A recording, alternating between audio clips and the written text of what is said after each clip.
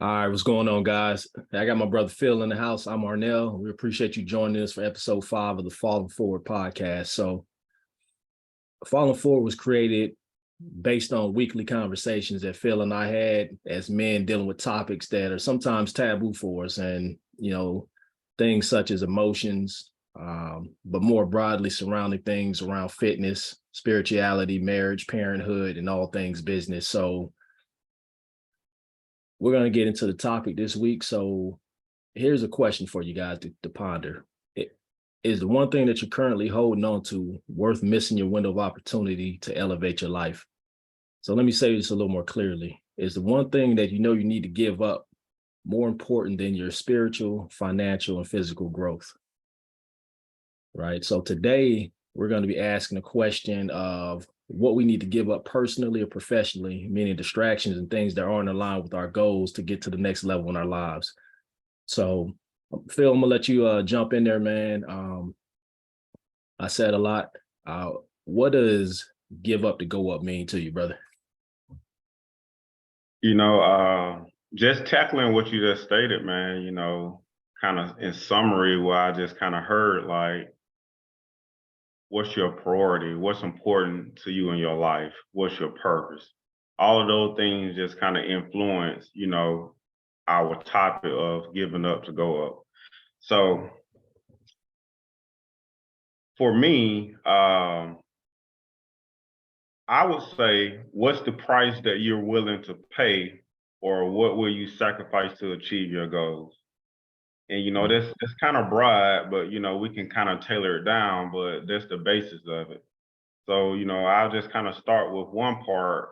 For me, I had to give up myself to surrender myself to God and, allow him to lead my life. I had to get out my own way because I was stopping a lot of things from happening because I wasn't taking the steps that was needed. Also, I realized that I was stopping my own blessings and blessings of others because I was in the way. So at the end of the day, what I'm saying is I was my own problem. Mm, that's good, man. So that's very introspective. I like that, man. Give yourself to God. A lot of times, we want to do things in our time, in our direction, in our way, and the Most High has a separate plan for us, man. And we have to go through checkpoints. Going back to the military, you got to go through checkpoints along your destination, man. And a lot of times we'll miss those proper checkpoints and get thrown off course if we're not aligned with God, man. So that's great. I think a question too that we have to ask ourselves, man, and it's a very valid question each day we wake up is, are we where we envision ourselves to be current day? So are you where you want to be in your life right now? And it's an introspective question. And if you aren't, you have to ask yourself why and really drill down and like you as you say, sit in it, man, and ask yourself, why am I not where I'm at? And then once you realize that there's more in you, because I think we're all special, man, and made in uniqueness, the unique image of God. We're all put here to do a special purpose. We got to ask ourselves, what's holding us back? What things are we doing on a daily basis that's causing us not to be aligned with our purpose? So I know you said were one of your biggest hangups, man, and you were holding yourself back. But what are some of the daily things that people could look at, man, or some of the things in the past that maybe held you back or still currently holding you back from stepping into where you feel you need to be that's aligned with the vision of God, the vision of Phil, and that just really matches where you want to be professionally and financially? Okay. That's good, man. I would say I actually took time to kind of step back and analyze my life. It had a lot to do with what you just kind of previously stated. Why am I not there? First of all, let me back up. Where I'm trying to go and why haven't I achieved those goals? So as I looked at the things that were stopping me, like I said previously, a lot of it pointed back to me because I wasn't taking the steps. I wasn't going through certain processes, or I start processes and not complete them. outside of me, I would say I got into certain situations or developed certain friendships with people that kept me from on the right path of achieving my goal. Just kind of give some examples. I have some friends that like to party.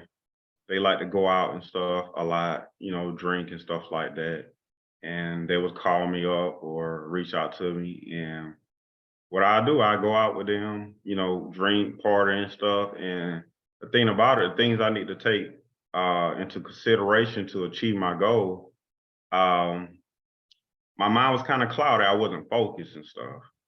Uh, I was sleeping late, you know, not being able to research properly or check the box like I should. So I had to kind of remove myself from, certain people and certain situations and stuff. Um, yeah, that's it in a nutshell. Okay. So I think what I heard you say, man, is your environment is important. The Right. environment that you know you create for yourself, and then the environment that's external to the one that you create, man, is important on influencing decisions, man. And um makes me think that you got to have good people around you, man. And you got to have people that's going to support your goals and things of that nature. Because I've been there, man. So for me, alcohol was something I had to give up. You know, I've been to war a couple times, man, and I'm just gonna be real. We all family here, and this may help somebody. I was a heavy drinker, and it was points in time, man, where me and the wife were struggling because of my drinking when I was in Japan. And I came back from Iraq, and a couple tours over there. I'm not gonna blame that on there because we all have a decision and a choice to make, but that influenced me, drinking as much as I did, and I almost lost everything, bro. And so as I continued to drink, I started monitoring myself and saying, hey, you know what you're doing right now is not going to get you to whatever level you're trying to get to. Because at the time I had no clarity. So when I started my personal development journey, man, in 2012, I just started realizing that morally drinking didn't align with what was in my spirit and what God had for me. And I kept drinking. I tapered it down some, and I just kept getting that nagging feeling like, man, this is the one thing that if you gave up, you go to the next level. And I stopped drinking September 2021. And I tell you what, bro, God didn't lie, man. So once I stopped drinking, start eating a little bit better and focusing more, I started seeing my business take off, man. And this is my six to seven business. So I've also been on that side of the spectrum and trying multiple businesses. But again, I was drinking, doing things that wouldn't align with my purpose, which is why I think I failed in all them businesses, man. So once you come to a crossroad and you make a decision and you stick with it, and you start getting rid of things that ain't allowing you to go up, then you'll start seeing some progress. You'll start seeing things come to fruition, man, that God has already had for you. But like you said, we were holding our blessings back. That's good, man. That's good transparency. But you said something that kind of made me, generate a question about tapering. So, what would you say to the viewers, when you have to give up something to go up, should people work towards giving certain things up, or should they just go ahead and just like stop it? I Mhm. know people handle things like different ways. Some people try to kind of wing themselves off of a thing, Right. and some people just like, I'm gonna stop. And there's pros and cons to both. What would you say to the viewers as far as the way to go about handling that? Great question, man. Great question. It depends. I know that's kind of not a specific answer, but for me, my journey to stop drinking was progressional, and it was progressional in the sense of I'd stop for 3 or 4 months, 1 year, another year, 6 months, and then I drink every day for like, and I wasn't getting sloppy, but still drinking's drinking. And then I'll drink for like a month straight. So I say it's progressional until you've made a decision. and then you can stop all at once. So when you've made a definite decision that's something you don't need in your life, it can happen overnight. But I say it depends because it just it's all about how bad you want what you say you want. And if you know that whatever that vice is, whether it be pornography, whether it be sex, whether it be smoking, whether it be drinking, whether it be shopping, TV, Netflix, if you know that's not holding you back, only you could determine how important your goal on the other side of that distraction is. So if it's important enough to you, you'll stop overnight. And yeah, it's going to be hard. But if it's not, if it's something that's not really moving you and moving your spirit, it may take a little bit longer. And, and I understand that there's certain chemical drugs that may be a little harder to get off of, and you may need professional help. I'm not sitting there saying that it's easy just to get off of everything, because that is not right. But for me, I prayed to God, man, and prayed to the Most High to get me off of that. And luckily, I wasn't at a point where I needed some professional help. I mean, I probably could have used it. But again, I think it's just about clarity and what you want, and asking if that vice or distraction serves you or pushes you closer or pulls you further away from where you want to be. We got one life to live, man. And tomorrow ain't always promised. So that's just something to keep in mind, that if it's important enough to you, I think you can stop overnight. But, it just depends on the person. Yeah, man, that's good. What I heard you say was the impact. You have to look at the situation and, analyze it to see what kind of impact it's having on your life. Some things need to be stopped right then and there when it's identified. Others, you may want to kind of gradually wean yourself off of it. So that just kind of formulate another thought that I had about seeking assistance or help, not necessarily reaching out to another person, but finding a resource to help get you to that place. So with that being said, I tap into, for me, learning to give up my pride and my ego. They were two things that confined me, in a box. It prevented me from admitting not knowing something, or not wanting to ask for help, which created like procrastination and delays. They was handicapped due to the shame or exposure. And the problem with that, we as human beings a lot of times don't want to admit stuff, or we don't want to expose our vices and issues to other people and stuff, because we want to maintain a certain image. But I find out there's a lot of progress in talking it out with someone, letting someone know what you're struggling with. Of course, you got to pick the right person and stuff. You got to be a good judge of character and stuff. But as men, that's something that we really struggle with pride and ego. We have to kind of rewrite that and learn that we also need help as men. We don't have all the answers. We don't know everything. So it's okay for us to ask for help, or have a conversation with a brother, someone that you respect and that you can learn from. That's rich right there, man. Like we talked about earlier, man, things being taboo, asking for help, men showing emotion and crying, man. So I'm glad you brought that up. And what I heard you say, man, is two great things, man, in terms of distraction. So pride and ego are like binders. Binders keep things together. So you look at like a starch in the food, it's a binder. It keeps something together. So that pride and ego and the negative connotation will keep you bounded to the same results. It would keep you bounded to disappointment. It would keep you bounded to anxiety and depression, because the fall happens shortly before the pride goes. You know what I'm saying? So I think that's a big thing, that we got to understand that it's our ego, man, that keeps us either in the same place, or it's our ego that helps us progress forward. Because ego can be good in certain circumstances, but in terms of distraction and things we need to give up, like you said, sometimes it's just hard to admit it. It's hard to admit that you have an issue or a problem and to ask for help, man, because socially, we've been bred to say, a man don't need to ask for help. You just, put your head down and you stick through, especially, you being a military man yourself, me being a military man, when things happen, there was no going to sick call. If you was hurt in the military, hey, keep trucking. You got a leg injury, you better keep pushing because you don't want your men to see that you're weak. And so all this indoctrination, man, it builds the negative side of that ego, and even things that we hear from our community and other men. And I think it's good, man. We start breaking down these walls, and we tell each other we love each other, man.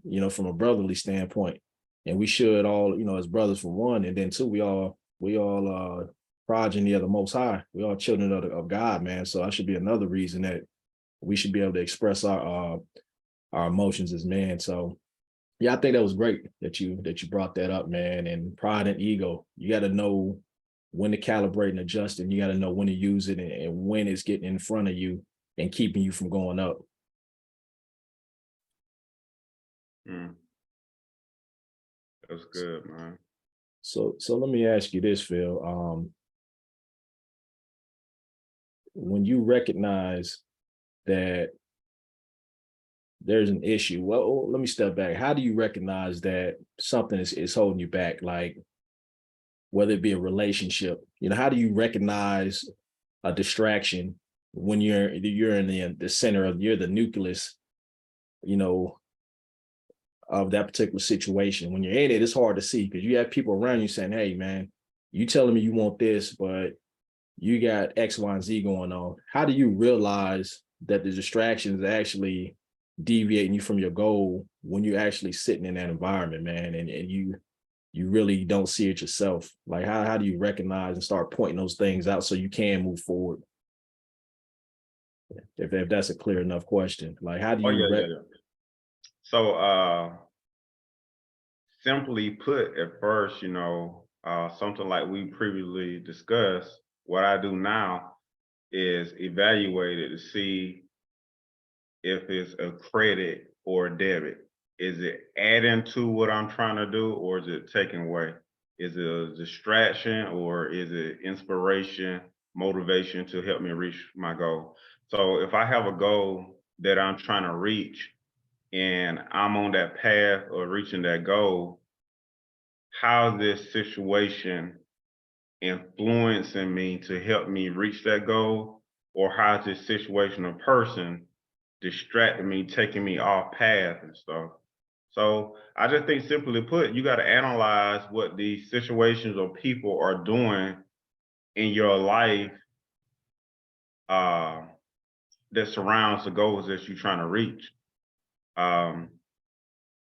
You just got to see what value these situations or things are doing to the goals that you're trying to reach. Yeah, that's what I was looking for. I was gonna say, for me, I was looking for the word ethos or value. So when you're on your own journey and you're moving in a certain direction and you're moving a certain type of way, there's certain values that aren't negotiable. And so if those things compete or bump against those values that you have, that you set forth as a new person on your personal development journey, if they bump with those are probably things that you don't need to be doing anymore. Like, if those are things that hinder that, your mission, your purpose, or don't align with it, and it could be in the form of a vice, it could be a person, and you may just outgrow them. Y'all may not share the same values that you thought, man, because once you start setting boundaries and respecting your time and things you need to do to move up, then, a square won't fit in a circle slot. So once we start molding ourselves into different shapes, into a different person, there's going to be people that just don't fit in our lives anymore, man. And I think, recognition is one thing, but I think when you're around another good person or a good group of people, they'll point it out to you if they hold you really accountable. They'll say, hey, Phil, Arnell, you told me you wanted this, but all I hear is you watching movies, 3, 4, 5 hours a week. That don't sound like that's aligned with your goals. So I think somebody else outside of your innate environment, pointing out things to you will bring the recognition, to the forefront. And then it's your responsibility to cross that out of your, take that out of your environment and keep it out, to a sense. So I think just having, as your buddies in the military would say, somebody having your six, somebody having your back, recognizing that the things that you say you wanted have certain values and ethos tied to it. But when you're not doing it, they call you out on it. Man, you just kind of went into another question, but you kind of answer a lot of it. But if you want to add more, you can. So at first, I was finna ask, like, how can you tell when you're outgrowing a situation or a person? But I ask, why do you think people disconnect from those who hold them accountable? Mhm. Why you thinking on that? I'll just share a little bit myself. I'll say, simply put, it doesn't feel good. Mm. People don't like accountability because it causes you to put in the effort to produce. Some don't want to grow. They have just simply accepted where they are and who they are and what they destined to be. No, it's a great question, man. I'm gonna use a term that ET used, and it's not me. Eric Thomas, the motivational speaker. Verbal masturbation. So some people just get off on talking about goals and dreams and doing stuff, and they talkers and they get off on that. And I think when you have somebody that's gonna hold you to it, like you said, it's uncomfortable. We all like to grow at our own pace and think that we're doing things sometimes more quickly or better than we're really doing them. So when you have somebody coming in and say, "Hey, that ain't it, Phil. That ain't it, Arnell," it goes back to pride and ego. It's a blow to the pride. It's a blow to your ego, especially if you the man at home. The kids look up to you. Or you the man at work. When you have somebody come in and say, "Hey, man, you're not doing X, Y, and Z." It's really a blow to your ego initially. But what you got to do is be able to weaponize that feedback to become a better person. So you got to let that ego and that pride drop and say, "Hey, you know what? This is coming out from a person I know that loves me, in the form of constructive criticism." But on the other side of it, I'd say be careful to our audience too. I'd say don't take constructive feedback from people that don't construct. So watch who you taking feedback from too. They're not building anything, and it's just negative feedback, and they're not doing anything positive in their life. I'd say watch out from taking that feedback as well, because that will put you in a cycle of self-doubt and things of that nature, man. So I didn't mean to segue off too far in that lane, but I think really it's just hard, man. Even for me, we say we want accountability, and it sounds good, it sounds sexy, it's a buzzword, but when you really get it and it's in your face, it's like, damn, now I got to really follow up and do what I said I was gonna do. So if we just accountable to ourselves, it's easy to move something to the left or right. Nah, I'll do that tomorrow. Yeah, I'll take care of that next week. But when you got a hard dates or hard deadlines and somebody holding you to them, then it puts pressure on you, man. It takes you out your comfort zone, simply put. That's good. Speaking of accountability, in this progression of trying to reach your goals, we may make changes in our life to move from situations or people. What would you say helped keep you grounded from backsliding to re-engaging with people that you have moved from or situations you have moved from? I think one's understanding that it's gonna happen, that you're human. We're not robots, and we're gonna be back in situations where we got to have confrontation with either alcohol, a relationship, or a situation. The only thing what I'd say is the things that help you grow forward to get you past that. When you do come back to it, hopefully your perspective will have changed and say, you know what, I did kind of put myself back in this position, but I understand that, from my growth, that this is not a healthy situation for me. I mean, because I can stop drinking or stop dating somebody, and I may see them again. Emotions are going to be there, but then you got to really replay in your head, what was the reason I stopped doing what I stopped doing in the first place? And then did I get the desired result that I wanted? So I stopped drinking because I want clarity. I want focus. want to be able to just get up at night and go drive around to clear my head if I needed to. So if I go back to alcohol, will that help me do those things I just named? Okay. In a relationship, I want to be loved. I don't want to be judged. I want somebody that's my equal, somebody that's pulling and pushing in the same direction as me. I want somebody that's supportive. Okay. We may have conversations and I may see, an ex, at an event or in a store, and there's going to be some natural emotions. We're human of wanting to hook back up, but you got to ask yourself in that moment, what was the reason that I left? And has anything got better since then? You know what I'm saying? And then if it hadn't, sometimes people need to separate and grow and you can come back together, but you just got to ask yourself, if you go back to doing what you were doing, being where you're at now with the growth you've had, is it going to add or subtract to your life? And if it's not going to add to it, man, you got to leave it alone. You got to recognize what it is. Like when you meditate, you get thoughts in your head. You got to acknowledge them and then let them pass and keep it moving. Oh, that's good, man. I heard acceptance and coming up with a game plan. Because like you said, things that we move from doesn't mean that we won't re-encounter those things. But what you're gonna do when you encounter those things again.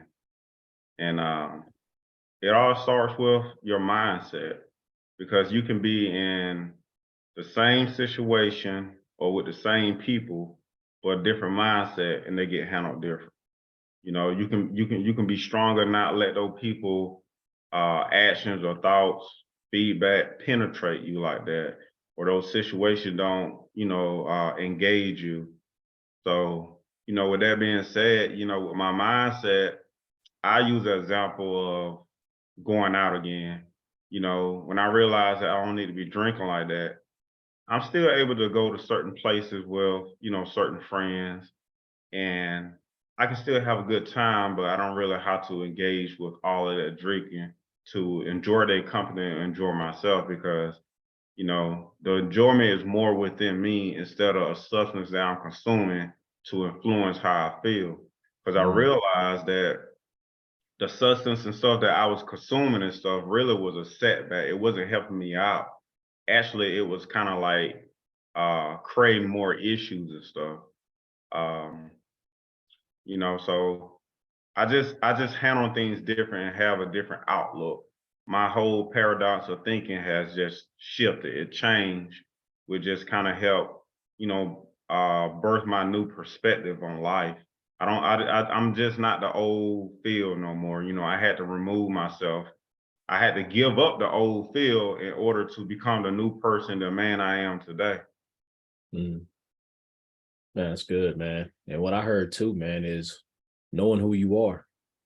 We think things, whether it be clothes, substances, we think that's going to make us feel cooler, make us more attractive, make us more entertaining. Yeah, that was me, man. When I go out, I was like, man, I'm gonna get drunk and I'm gonna have a good time. And I'm gonna say this, I'm gonna have the courage to say this to, whoever, whatever the case was. But that comes from not being comfortable in who you are as a person. And once you realize who you are and the greatness and the dopeness that you have as a person without any enhancements or anything that's going to influence your judgment, when you're the true you, that's when you can go anywhere and not have to have any type of substance alter who you are, man. You can step in that room, but we all, it's a journey we all got to take. And we got to realize that we are enough, man. God made us perfectly the way we are, but we've been so influenced by other things that we think that we need them. We think we need all these exterior things, man. We just need to go inside and know who we are and be comfortable being that person. You know what I'm saying? And having that confrontation, bro, because it's a daily battle from who we got the fake Arnell, we got the fake Phil, we got the real Arnell, real Phil. So you got to be able to look in the mirror, man, and constantly take that mask off. You got to peel away those layers of indoctrination and who people told you should be and who you thought you should be to get down to the center, to the core.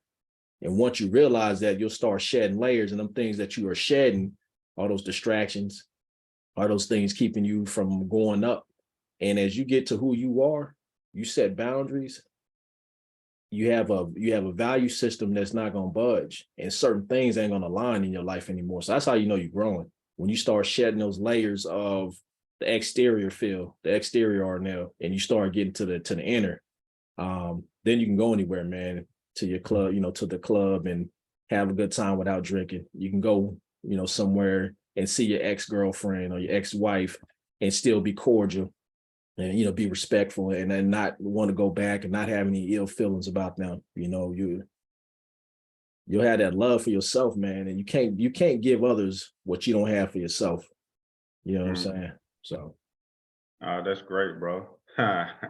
You just made me think about a movie, man. You made me think about Black Panther, Wakanda. They said, remember who you are. When you know who you are, man, you have a strong foundation and you're not easily influenced and stuff. You can lead in so many different situations. You're not a follower. You're not being led by situations or other people and stuff because you're standing in your truth of who you are. And I think ultimately why so many people are influenced because they don't know who they are. They're not comfortable with who they are. So what they do, they just kind of move with the crowd. If this is what they're doing, they're gonna do it. This is what people are saying they should do, they're gonna do it. They don't want to have any resistance. They don't know who they are. They don't know what they should do and stuff like that in life. So that's good, man. So I know we're coming to the end, about to wrap this thing up, man. You got some key takeaways that you want to give to the viewers before we get off? Yeah, man. Sure. Acceptance, man. Accept who you are. Accept who you are, where you are right now. Look in the mirror and ask yourself, are you where you want to be? And if you're not, start today and ask, who do you want to be tomorrow, and start working toward it. So only you can decide, and I'm talking about the audience, only you can decide what things are distractions in your life, what things you need to give up to go up. But I think first you need to gain some clarity, man. So I heard that. Know who you are. Know that you're great. Know that you don't need a person to determine how much you love yourself. Know that you don't need alcohol to be the life of the party or to have a good time anywhere, man. Just know that you're enough as a person, and get around a good person or a good support group, man, that's going to keep you accountable. Because there's times where we get tired, and we can't keep ourselves accountable all the time. So get around a good support group. And then just start marking out things that don't align with your spirit, that don't align with your purpose. And at the center of all of this, go talk to God. Sit down with the Most High. That's good, bro. For me, I just hit on one of the real quick, one of the key points I said in the beginning. Get out your own way. Don't stand in the way of the things that you need to change and stuff. A lot of times we hold on to those things because it feels good, because it's a worldly thing, but it's actually, setting us back or not allowing us to grow. So with that being said, remove the negative things and replace them with positives to keep you focused and stuff. Start practicing good new habits. You can reach a lot of different places in life with practice. It seems uncomfortable in the beginning. It may seem foreign, but as you continue to practice that, it'll become, a good process that you can implement. What always helped me is, I listen and I watch things to help reshape my mind, such as things that are motivational or inspiring. They kind of help keep me going and help keep me pushing and stuff. And the last thing I want to say to the viewers, life is like a roller coaster. You have your highs, you have your lows, but do not get stuck in your lows. Push past them and stuff.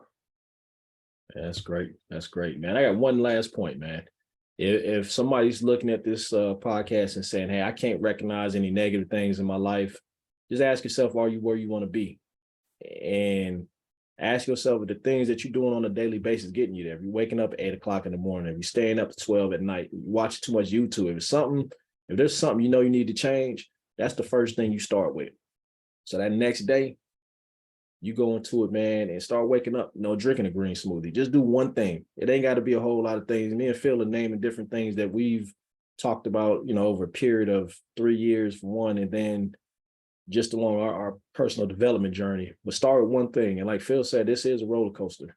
You're going to have ups and downs. You're going to have the highs and lows, and that's just something you got to deal with. But just know you're good enough. And, the best time to start was probably yesterday, but the next best time is today.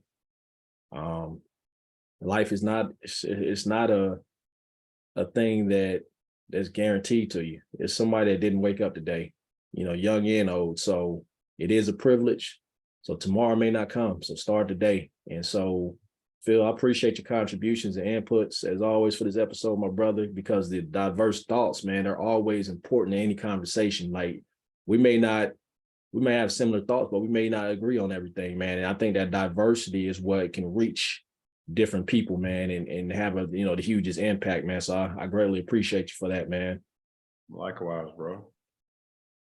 And so, this is the end of episode 5. Give up to go up. This is your boy Phil, your boy Arnell. We're gonna catch y'all next week. And ask yourself, what are you gonna give up to go up? Peace. Peace.